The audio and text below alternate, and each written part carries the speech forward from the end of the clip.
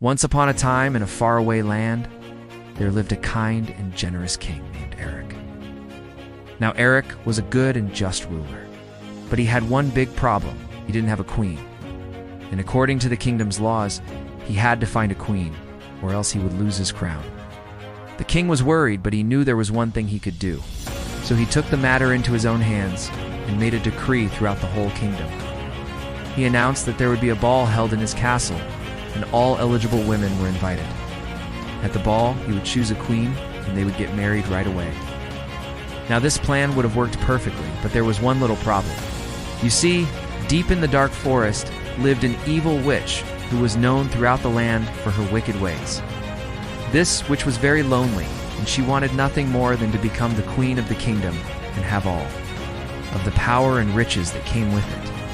When the witch heard about the upcoming ball, she came up with a wicked plan. She would disguise herself as a beautiful woman and trick the king into marrying her. Then she would take over the kingdom, and everyone would fear and obey her. So that's exactly what the witch did. On the night of the ball, the king arrived with his royal guard.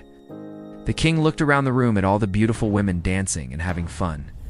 But then his eyes fell on a girl across the room.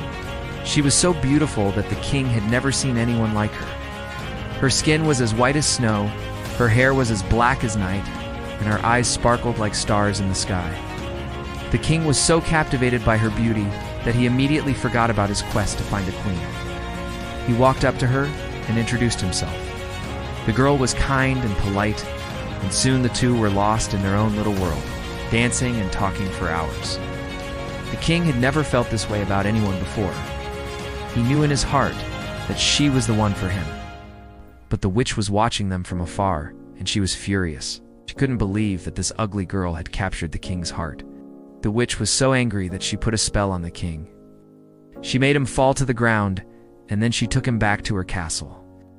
Back at the castle, the witch transformed into a beautiful lady and went to the king. She told him that she was a fairy godmother, and that she had a potion that would make him forget all about his true love. The king drank the potion, and soon he, too, believed that the witch was his true love. The king and the witch were married the next day, and she became the new queen. She ruled the kingdom with an iron fist, and everyone suffered under her evil reign.